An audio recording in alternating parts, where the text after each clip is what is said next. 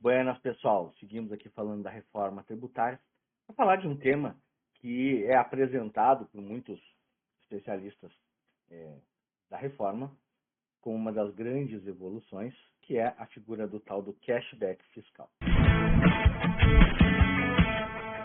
Qual é a ideia central desse cashback fiscal?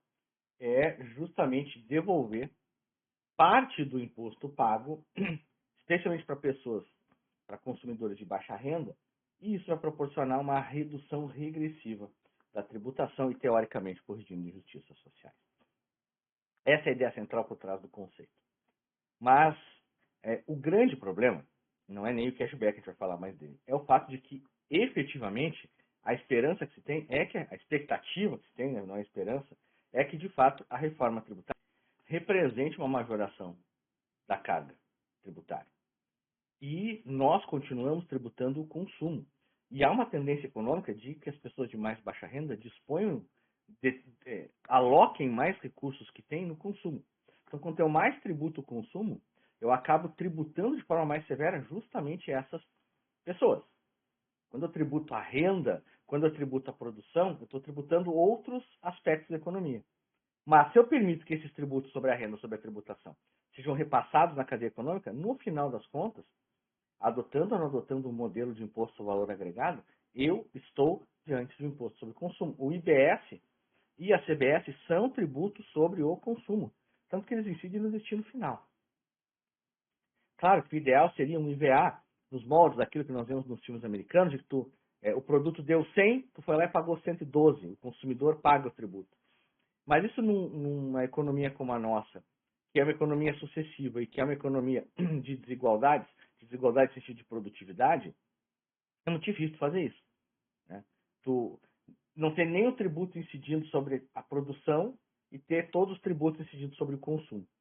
No final das contas, isso acaba gerando com que os produtos de consumo acabem realmente baixando de preço, que só tem uma única tributação, né? Aumenta efetivamente o poder de compra, mas, por outro lado, depende de um volume gigantesco de produção e de consumo para que tu tenha uma base de arrecadação para manter toda a estrutura do Estado. Mas tudo bem.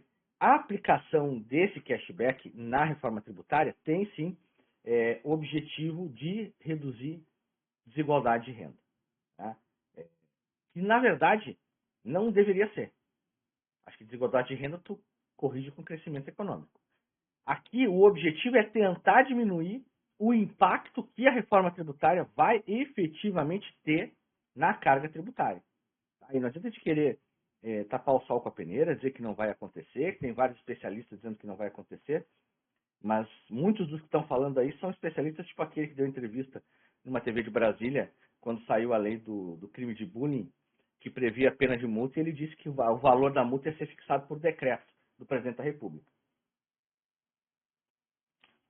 Vai ter aumento da carga tributária, que é óbvio. Agora, o cashback é uma possibilidade de efetiva redução. Não é a única. Não é a única. Temos os regimes especiais de tributação, temos a figura que nós já falamos da cesta básica nacional com alíquota zero. Então, assim, eu não sou um crítico intransigente da reforma. Eu acho que a reforma trouxe e trará grandes evoluções para o sistema tributário nacional. Eu só acho que ela não é revolucionária. E eu disse isso a mesma coisa em relação ao Código de Processo Civil. Quem acompanha minhas aulas, também das aulas que eu dou de processo civil lá de 2015, 2016, vai ver que eu não sou contra o novo código. Eu só acho que ele não é revolucionário, como eu não acho que a reforma da tributária seja revolucionária. O tanto que o cashback fiscal, nós já temos uma espécie de cashback fiscal no ICMS e alguns municípios maiores no ISS, que é a figura do CPF na nota.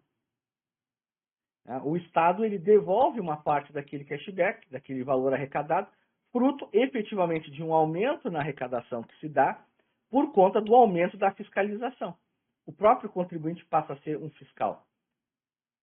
No momento que eu exijo a nota, o meu CPF na nota, eu passo a exercer um controle sobre os produtos que eu adquiri e fica mais difícil que aquele negociante, aquele vendedor, não lance no sistema aquela operação. Então, aí aumenta a arrecadação nesse sentido. Vamos lá. O que diz a reforma tributária, o artigo 156A, parágrafo 5º, inciso 8, sobre o cashback fiscal?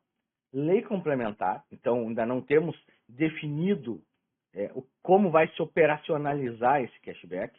Esse é um dos grandes desafios do cashback, é justamente identificar a questão da implementação, os critérios de participação, público-alvo, qual vai ser o valor do reembolso, né? Qual o prazo desse reembolso, esse reembolso vai ser em dinheiro, vai ser em crédito, não sei.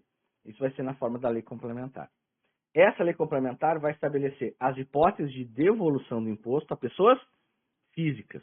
Então, eu não vou ter a possibilidade de cashback fiscal para pessoa jurídica, até porque ela já tem uma boa evolução por conta do crédito, da mudança do crédito físico para o crédito financeiro. Inclusive os limites e os beneficiários. Só que eu já sei uma coisa. Eu já sei que o cashback vai ser limitado, porque a lei complementar tem que estabelecer os limites. Até quanto eu posso devolver. E eu já tenho também um caminho para o legislador, com o objetivo de reduzir desigualdade de renda. Então eu posso ter o cashback fiscal com dois modelos possíveis, me parece. Um cashback fiscal com um modelo de devolução generalizada, né? E aí eu vou obter a redução de renda de forma menos presente, ou eu posso focar no objetivo de reduzir desigualdade de renda. Vejam, a rigor não há obrigatoriedade que a lei complementar, pelo menos na regra geral aqui do inciso 8º, estabeleça o cashback fiscal vinculado a aspectos de baixa renda do contribuinte. A limitação é pessoa física ou pessoa jurídica. Esse é o principal fator. Agora, eu tenho sim, tá, uma hipótese de devolução que vai obrigatoriamente considerar o consumidor de baixa renda, que é a devolução do valor do IBS incidente sobre fornecimento de energia elétrica e de gás com efeito de petróleo ao consumidor de baixa renda. E aqui, ainda que não seja uma obrigatoriedade para o legislador, porque a Constituição diz que é podendo a lei complementar, pode ser calculada e concedida no momento da cobrança da operação. Então, aqui eu posso ter uma espécie de split payment invertido. Né? Um split payment invertido. Lembra que a gente falou do split payment? Que é quando eu determino que o valor do tributo seja pago na liquidação financeira? Aqui eu posso ter o contrário. Aqui eu posso ter que no momento da compra, o consumidor de baixa renda vai lá comprar um botijão de gás e está R$100. Desses R$100, 20 reais é IBS. R$20 é IBS. A lei pode determinar que o cashback seja dado já na hora. Então ele não vai pagar os 100 e receber de volta os 20 daqui a um mês, 2 meses, 3 meses.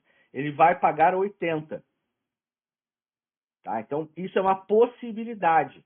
O legislador pode escolher outro caminho. A gente sempre tem que lembrar que uma das coisas que o fisco gosta muito é ficar com o nosso dinheiro por mais tempo. Então vai ter que ser considerado isso.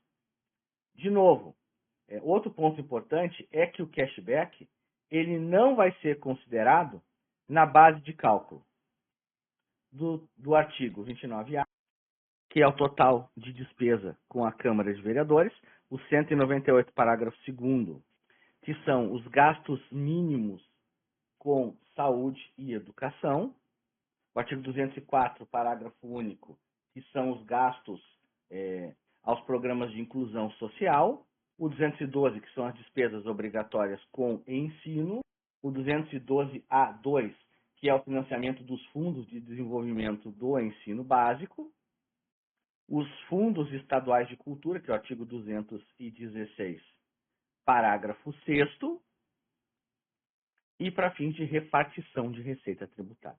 Então, aqui o parágrafo 12º, ele exclui de todas essas despesas o valor que eventualmente for devolvido. O que tem sentido, né? Não tem sentido eu obrigar que o Estado, o município ou o DF devolvam para o contribuinte um valor e depois tenha que computar esse valor que foi arrecadado e devolvido em despesas de gastos obrigatórios. Então, não teria sentido nenhum fazer isso. Né? O legislador aqui, constituinte, tão somente ele foi diligente para evitar, podia chegar a essa mesma conclusão por uma mera lógica, mas como nem sempre lógica funciona na prática jurídica brasileira, a gente acaba tendo que apelar para o preciosismo legislativo. Não é só o IBS que está sujeito à figura do cashback fiscal. O cashback fiscal também está presente na CBS, que é a Contribuição sobre Bens e Serviços, que é o segundo braço, o segundo pilar desse conjunto que nós chamamos de IVA dual, que é o IBS e a CBS.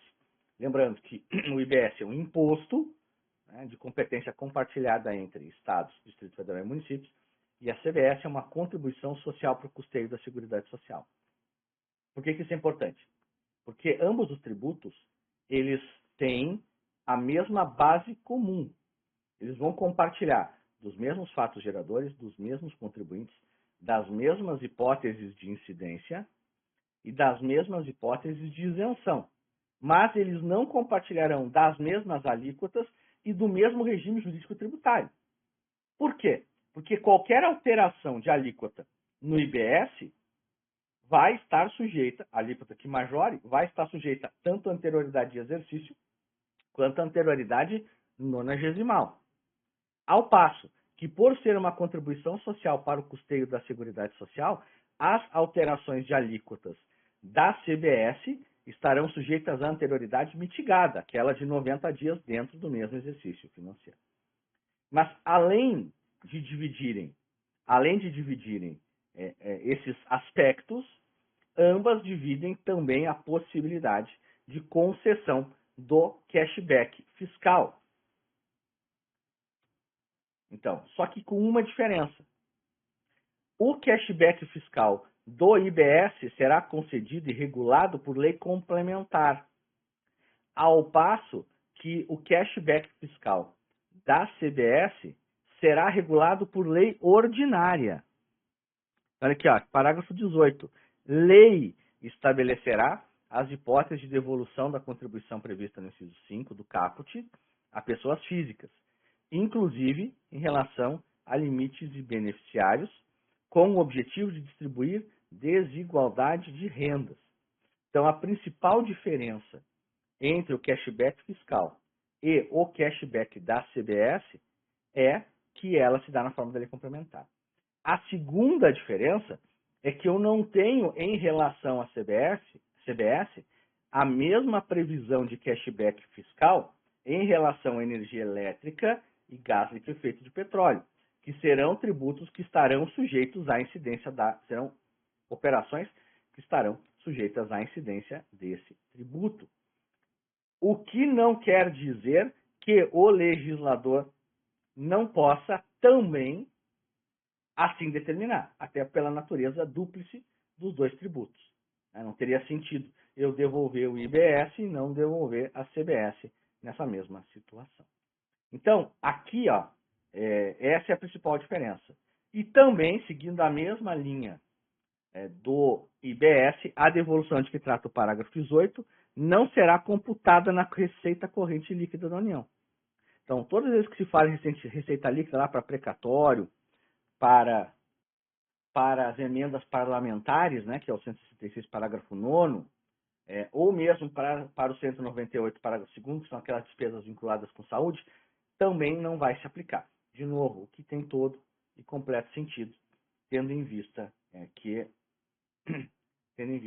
que não temos ainda uma regulamentação clara, o que faz todo sentido, né, tendo visto que não tem sentido, faz todo sentido isso que não tem sentido, né? O que faz todo sentido tendo em vista que não há lógica nenhuma em determinar a devolução de um valor e depois computar esse valor como receita, né? Então seria completamente ilógico. Mas, de novo, segue a mesma linha. Então, em resumo, cashback fiscal é uma realidade na reforma, mas depende de conformidade do legislativo. O legislativo é que vai definir esses critérios, né? Lembrando que eu só tenho obrigatoriedade do cashback em relação à baixa renda quando se tratar de gás liquefeito de petróleo e energia elétrica. Nos demais casos, ainda que o propósito fundamental dos dois cashbacks seja reduzir as desigualdades de renda, não significa necessariamente que os destinatários serão somente pessoas de baixa renda. O objetivo aqui é ter um pouco mais daquela sensação de que o Estado está representando, demonstrando ou devolvendo algum serviço público efetivo para a sociedade. Então, de certa forma, o ideal era que o Estado devolvesse esses tributos em forma de uma boa saúde pública, de uma boa educação pública, de uma boa administração da justiça, mas a nossa opção acaba sendo por devolver o próprio dinheiro, ao invés de não tirar o dinheiro ou tirar o dinheiro do particular e aplicá-lo corretamente. Fechou, pessoal? Fechar esse bloco para não ficar muito longo e a gente volta daqui a pouquinho.